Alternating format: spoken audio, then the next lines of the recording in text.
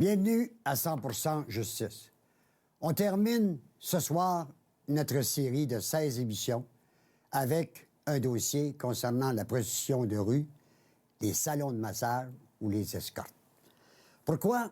Parce que le maire Denis Coderre a décidé il y a un certain temps de s'attaquer à ce problème-là, la question des salons de massage. Ça va donner quoi de fermer les salons de massage? N'oubliez pas une chose, un des problèmes majeurs dans la grande région de Montréal, puis ça se passe ailleurs aussi, hein, que ce soit à Québec, Sherbrooke, Trois-Rivières, Bas-du-Fleuve, Val-d'Or, tout ça, la prostitution de notre rue, on le dit, c'est le plus vieux métier du monde. Sauf que la prostitution de rue, c'est à risque pour les personnes, les travailleurs et travailleuses du sexe, parce qu'il y a autant de gars que de filles qui font de la prostitution au niveau de la rue. Alors, on l'a vu dans le passé. Lorsque tu es une travailleuse du sexe, homme ou femme, puis tu es victime d'une agression, vas-tu appeler la police? Te rends-tu dans un poste de police pour porter plainte? Souvent, ces gens-là refusent d'aller le faire. Ils se faisaient ridiculiser. Puis deuxièmement, ils étaient à risque parce que là, ils disaient, ils vont voir mon nom, ma photo, et là, ils vont savoir que moi, je fais ça. Alors, moi, personnellement, je l'ai toujours dit, il n'y a personne qui se fait mettre un revolver sur le bord de la tente pour entrer dans un salon de massage ou retenir les services d'une prostituée. Hein? Ça fonctionne énormément dans tous les grands hôtels, les grands bars, que ce soit des bars connus à Québec, Trois-Rivières, Sherbrooke, Montréal, des escortes, il y en a partout. Alors, il n'y a personne, personnellement, qui sont forcés d'aller chercher des services sexuels de ces personnes-là.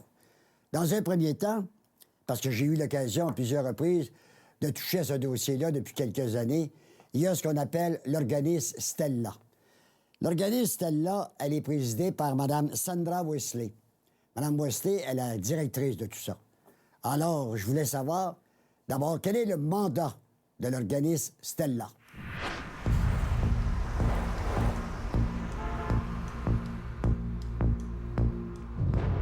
Madame Sandra Wesley, vous êtes directrice de chez Stella. Pour les gens qui nous regardent, c'est quoi le mandat de Stella? Donc, nous, on est un organisme par et pour les travailleuses du sexe, puis notre objectif, c'est d'améliorer nos conditions de vie puis nos conditions de travail. Il y a combien de personnes qui ont recours à Stella durant l'année? Donc, nous, on fait entre 5 000 et 8 000 contacts par année avec des travailleuses du sexe sur l'île de Montréal. Ça vient de quel endroit? Des travailleuses de rue ou des salons de massage? Ça vient de quel endroit? Donc, nous, on voit toutes les travailleuses du sexe partout où elles travaillent. Donc, que ce soit sur la rue, dans les salons de massage, dans des agences d'escorte, dans des bars de danseuses. On va vraiment là partout où il y a des travailleuses du sexe qui vivent ou qui travaillent. Qu'est-ce que vous avez pensé lorsque le maire de Montréal, M. Denis Coderre, a dit « On veut tout fermer, je vais avoir plus de pouvoir pour fermer tous les salons de massage sur l'île de Montréal ». Pour nous, c'est une autre attaque contre notre communauté, puis on est très fâchés de ça. Ça fait plusieurs années que c'est toujours là, quand c'est le moment des élections ou quand il y a un moment politique que les élus au niveau municipal vont nous attaquer parce qu'on est des bonnes cibles, parce que c'est très difficile pour la communauté de se défendre. C'est pour ça que des groupes comme Stella existent pour défendre nos droits. Puis on sait que les conséquences de fermer les salons de massage seraient absolument désastreuses. Ça serait quoi, les conséquences? Donc, tel qu'on a vu là, avec le jugement de la Cour suprême, les conséquences, c'est une atteinte à notre sécurité et à notre santé. On sait que la criminalisation au Canada, c'est ce qui cause principalement les cas de VIH et d'autres ITSS chez les travailleuses du sexe, puis que si on décriminalise, on réduit les taux là, énormément. Donc, fermer les salons de massage, c'est enlever la sécurité aussi des femmes qui travaillent à l'intérieur, qui travaillent en groupe. Donc, ça nous met à risque de devenir victimes d'hommes, d'agresseurs violents, et puis ça nous empêche de travailler là, et de le faire en sécurité. Durant l'année, les gens qui viennent vous rencontrer ici, chez Stella, y en a-tu beaucoup qui vous racontent qui ont été victimes de violences, surtout ceux qui travaillent sur la rue? Oui, absolument. Donc, ça fait 22 ans qu'on existe, puis on publie à chaque mois une liste de mauvais clients et d'agresseurs ou les femmes qui ne veulent pas porter plainte, parce que généralement, les femmes ne veulent pas porter plainte parce Pour qu'elles quelle raison? savent... Parce qu'ils ne seront pas pris au sérieux de la part des policiers? Exactement, parce qu'elles savent qu'elles ne seront pas pris au sérieux. Puis comme notre travail est criminalisé, mais ça veut dire que si on porte plainte, ça nous met à risque que notre milieu de travail soit ensuite la cible de répression policière. Donc, c'est très risqué pour nous. Puis ça nous met à risque aussi d'être outés publiquement comme travailleuses du sexe, puis qu'on soit dévoilés, là, et ça peut nous causer toutes sortes de conséquences. Donc, nous, on publie cette liste-là pour s'aider entre nous, pour savoir s'il y a des agresseurs qui courent. Et ce qu'on voit, c'est que c'est continu qu'il y a des agresseurs de différentes sortes, que ce soit là, les femmes sur la rue, que souvent ça va être plus violent, ou d'autres situations, là, même chez les femmes qui travaillent à l'intérieur. Mais c'est sûr qu'on voit une grosse augmentation de la sécurité dès que les femmes sont en mesure de créer des conditions de travail et surtout dès qu'on est capable de travailler à plusieurs. Qu'est-ce qui amène quelqu'un à travailler dans l'industrie du sexe? Une femme, par exemple. C'est comme tout autre emploi, généralement, c'est des raisons économiques. On a besoin d'argent, on a des factures à payer, puis on cherche des moyens. Donc, on va regarder les options qu'on a devant nous. Puis, pour certaines personnes, c'est sûr qu'elles ont moins d'options disponibles. Donc, ça va être plus... elles vont être poussées plus vers l'industrie du sexe. Pour d'autres personnes, elles ont plusieurs options, mais pour elles, elles y voient une façon là, d'avoir des meilleures conditions de travail ou de travailler moins, de faire plus d'argent. Il y a toutes sortes de raisons là, qui vont pousser les personnes à travailler dans l'industrie du sexe, mais c'est sûr que c'est souvent une question d'options limitées aussi, il ne faut pas se le cacher. Ceux qui font le travail de rue, là, Oui. qui vont faire des choses à bord des voitures, dans des ruelles, puis tout ça. Quand on regarde le portrait de ces personnes-là, à 90 ou 95 c'est des gens qui consomment beaucoup là, aussi. Donc, c'est sûr qu'on n'a pas de statistiques, mais en effet, il y a quand même des dynamiques là, au niveau de personnes qui utilisent des drogues, qui vont travailler sur la rue près de leur emploi de consommation. Donc, c'est quelque chose qu'on voit à Montréal, surtout depuis qu'il y a eu beaucoup de répression policière pour faire disparaître le reste du travail sur la rue dans l'ancien quartier qui était le Red Light. Il y avait peut-être des dynamiques différentes, mais il y a eu beaucoup de répression policière. Donc, celles qui restent sur la rue... Ils déplacent le problème. Oui. Quand ils s'attaquent à un secteur, parlons de Saint-Laurent-Sainte-Catherine, alors, le problème qui est déplacé s'en va dans le secteur Hochelaga ou dans d'autres endroits. On déplace le problème. Oui, absolument, c'est ça. On déplace, puis on défait des communautés, justement, dans un quartier. Il y a une certaine stabilité qui s'installe, puis les personnes se protègent entre elles. Et puis, lorsqu'on est dispersé, lorsqu'on fuit la police constamment, eh bien, c'est là qu'on est très propice à devenir victime de violence parce qu'on n'a plus cette communauté-là autour de nous. Que si on disparaît, bien, il y a peut-être personne qui va s'en rendre compte. Donc, ça nous met beaucoup à risque. C'est ce qu'on a vu là, ailleurs au Canada quand des tueurs en série se sont attaqués à des travailleuses du sexe. Ils vont vraiment utiliser le fait qu'on doit fuir la police puis le fait qu'on est victime de répression pour nous cibler spécifiquement. Alors, en terminant, vous, personnellement, comme présidente de Stella, au nom de vos membres, vous trouvez que la position du maire Coderre est drastique et si ça passait, s'il y avait les pouvoirs de le faire, les risques seraient grands pour les travailleuses du sexe. Oui, absolument. Ça nous met en danger. Puis j'irais même plus loin puis dire que simplement le fait de faire ces déclarations-là, même s'il n'obtient pas les pouvoirs, il a déjà causé du tort énorme à notre communauté parce que les femmes doivent déjà prendre des mesures parce qu'elles ne savent pas à quel moment les policiers vont arriver dans leur milieu de travail. Puis elles doivent déjà prendre des mesures. Et c'est déjà un message qu'il a envoyé à tous les agresseurs, à toutes les personnes violentes, qu'on est en fait des bonnes cibles parce qu'il va prioriser de nous attaquer et de nous faire disparaître plutôt que de nous protéger et de nous donner des droits. Merci de m'avoir reçu. Ça fait plaisir, merci. Le groupe Stella existe puis doit continuer d'exister parce qu'il amène du secours, il amène du soutien aux travailleurs et travailleuses du sexe, surtout ceux qui font de la prostitution de rue.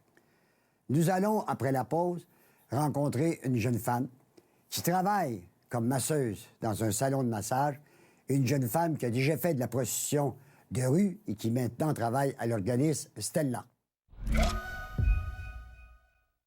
Quand j'habitais dans l'est de Montréal il y a quelques années, puis je m'en allais vers le centre-ville, vers les 4h, 4h30 le matin, sur la rue Ontario, la rue Sainte-Catherine, me faisait au feu rouge, cogner dans ma vitre, c'était des jeunes femmes qui pratiquaient le plus vieux métier du monde, faisaient de la prostitution de rue. Je leur posais des questions en plein hiver. Puis souvent, il y a des jeunes filles qui m'ont raconté leur histoire, qui avaient été victimes d'agression, ou cette nuit, il y a une fille qui a été victime d'une agression sauvage. On va rencontrer une jeune femme qui travaille maintenant pour l'organisme Stella, mais qui a été une travailleuse du sexe au niveau de la rue. Il s'agit d'Alexandra.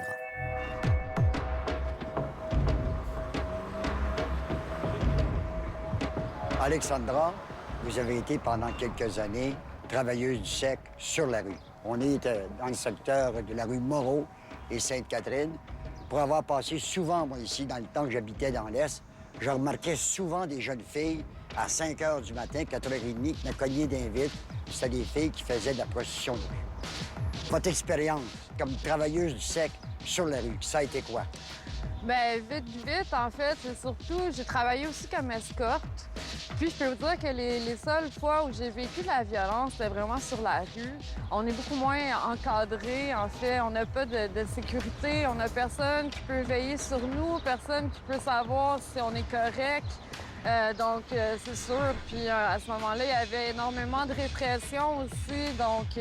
C'est beaucoup de vivre dans la peur puis dans l'inquiétude, souvent, oui. Bon, comme escorte, quelle était la différence? Bien, en fait, puis aussi pour les femmes qui travaillent dans les salons de massage puis dans les agences d'escorte, c'est qu'on a quelqu'un qui peut être là en tout temps. On a quelqu'un qui s'occupe de notre sécurité. On peut appeler pour dire que tout est correct.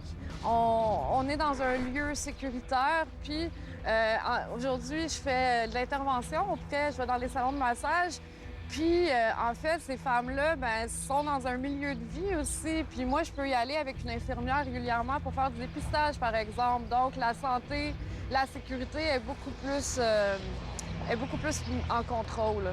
J'ai eu l'occasion de parler avec la présidente de Stella. Elle trouve que si le maire Coderre va de l'avant puis fermer les salons de massage, ça va devenir moins sécuritaire pour les gens qui travaillent dans le milieu de la prostitution. Bien, tout à fait. Puis juste quand les nouvelles sortent dans les journaux, moi, je le vois, ces femmes-là sont stressées. Elles m'appellent, elles se demandent qu'est-ce qui va se passer. Il y a beaucoup d'inquiétudes autour de ça. Elles ont peur de perdre leur emploi parce qu'elles sont bien quand même où est-ce qu'elles travaillent. C'est une petite communauté. Il y a même des comités là, de femmes qui sont ensemble, qui vont veiller à la sécurité, justement au dépistage, comme je parlais tantôt. Fait que c'est certain que ces femmes-là, si on plus cet endroit-là pour travailler, on ne sait pas trop où est-ce qu'elles vont aller. Moi, je serais plus capable de les rejoindre, je serais plus capable d'avoir un contact normal avec elles. Elles pourront pas être en sécurité, ça va être beaucoup plus difficile pour elles, là, les conditions de travail. Merci. On vient d'entendre une jeune femme qui a fait de la prostitution de rue. C'est le métier le plus dangereux. Nous allons maintenant rencontrer quelqu'un qui travaille dans un salon de massage, et vous allez voir, elle va nous dire qu'elle elle se sent plus en sécurité en travaillant à l'intérieur d'un immeuble contrôlé par des gens qui s'occupent de ces jeunes filles-là.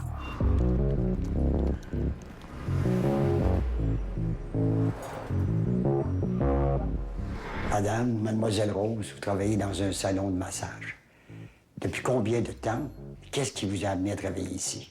Moi, j'ai commencé dans l'industrie presque 7 ans. Et c'était exactement ici, mais avec un autre propriétaire.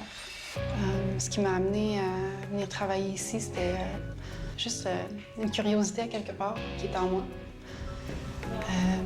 Puis j'ai aimé, donc j'ai continué.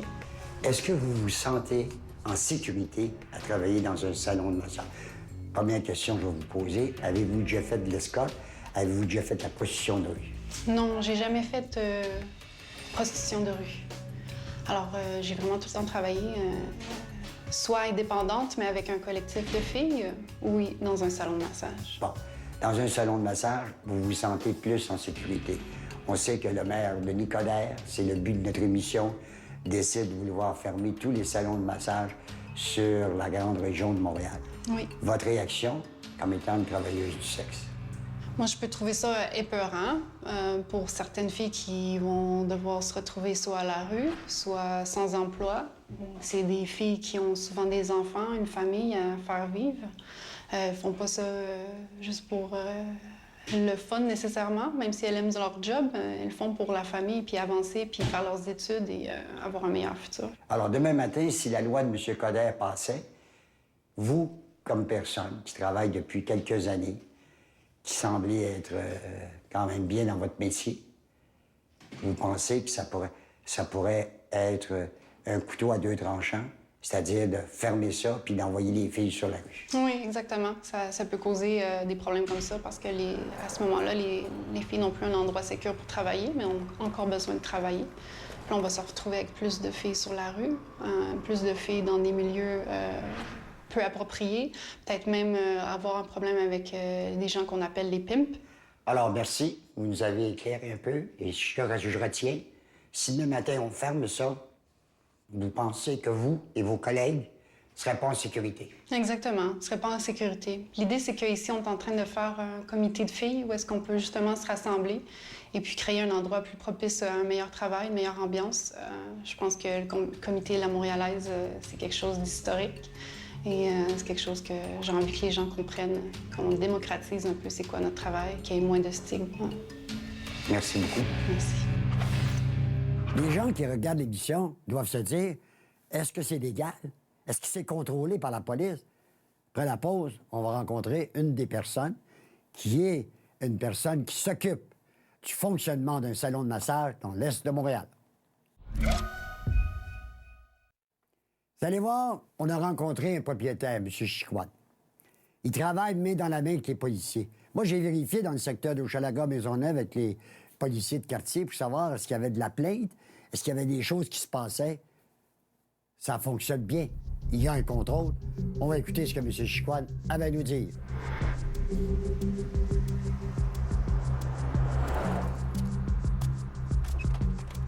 Monsieur Yannick Chicoine, vous êtes propriétaire d'un salon de massage ici, ça s'appelle le salon La Montréalaise. Oui, en effet. À combien d'années que vous faites opérer ici? Ça fait environ 5 ans. Est-ce que vous avez eu du trouble avec la police? Non, du tout, même qu'on a collaboré avec eux à plusieurs reprises. Quand, par exemple, on avait un client difficile ou quand on avait des faux billets qui étaient à la réception, ils nous ont grandement aidés là-dessus. Nous, on a décidé de faire un dossier à 100 justice sur l'idée du maire Denis Coderre de demander qu'on retire tous les salons de massage sur la grande région de Montréal. Vous avez des intérêts, c'est normal, mais est-ce que vous ne pensez pas, avec le nombre, parce que moi, j'ai eu l'occasion de rencontrer des filles à l'intérieur tantôt, ça me semble une affaire de famille. Est-ce que vous ne pensez pas que si on décide de fermer ça, ça va nuire d'abord aux travailleuses du sexe, puis on les met sur le marché, dans la rue, qui peuvent être victimes d'agressions de n'importe qui? Absolument. Et moi, je suis capable d'en parler ouvertement devant tout le monde parce que c'est pas pour moi, c'est pas quelque chose qui est tabou.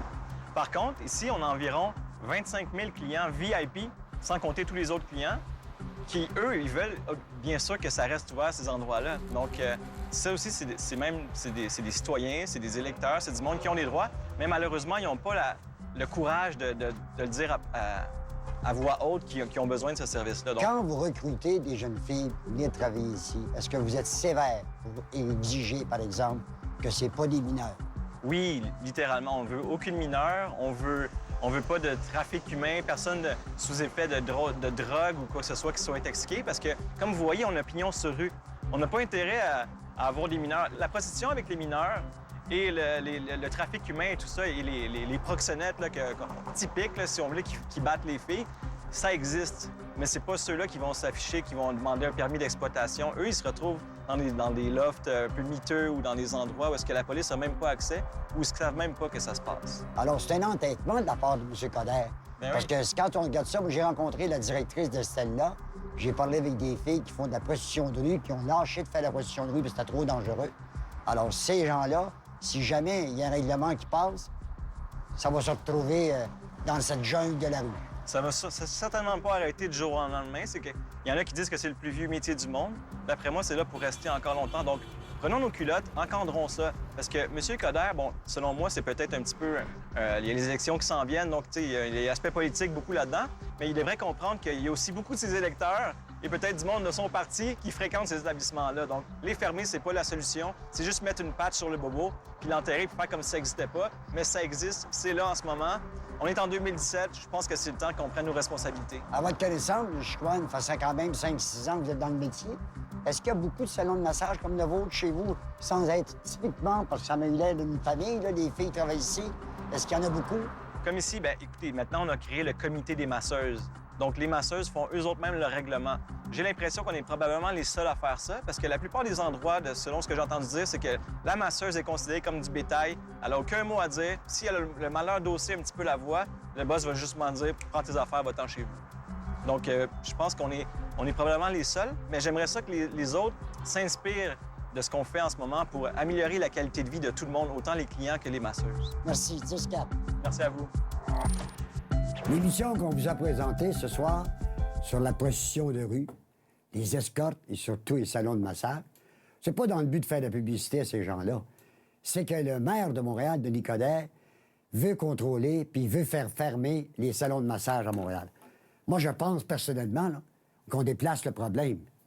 Parce que ces jeunes filles-là, ces garçons-là, puis il y en a, là, 15 ans, 16 ans, 17 ans, Pâques-la-Fontaine et ailleurs, Complexe des Jardins, puis partout à travers le Québec, il y en a. Si on veut contrôler ça, parce que la prostitution, là, c'est pas illégal, c'est pas un crime, c'est la sollicitation. Et si on veut contrôler ça, il faut peut-être s'attaquer à la demande des clients. C'est ce qu'on appelle l'opération client. Moi, personnellement, je vous le dis honnêtement, là, après avoir rencontré ces gens-là, avoir vu les organisateurs de Stella, je me suis rendu compte d'une chose, ben, ces gens-là sont quand même bien encadrés et j'espère qu'on va trouver une solution. Parce que ça fait pitié de voir ça à 4-5 heures du matin, des mères monoparentales qui font la prostitution pour nourrir leurs enfants. Vous allez peut-être me dire, elle peut faire autre chose dans la vie. C'est facile de dire ça quand on n'est pas les deux pieds dedans. On arrive à la fin de cette série-là. Je m'en voudrais de ne pas remercier mes collègues producteurs Point Virgule, Pierre et Joanne et son équipe de recherche, toute l'équipe technique, l'équipe du Canal D qui nous ont donné la possibilité de faire cette série de 16 émissions. Jerry Frappier, le grand patron du Réseau des sports, avec la gang du Réseau des sports qui ont produit cette émission-là au niveau de la technique. Alors, je vous dis merci beaucoup. J'espère que cette série-là a pu vous rendre utile pour avoir certaines réponses. Et sur ça, je vous dis à une prochaine. Je sais pas où, mais il va y en avoir une autre. 10-4.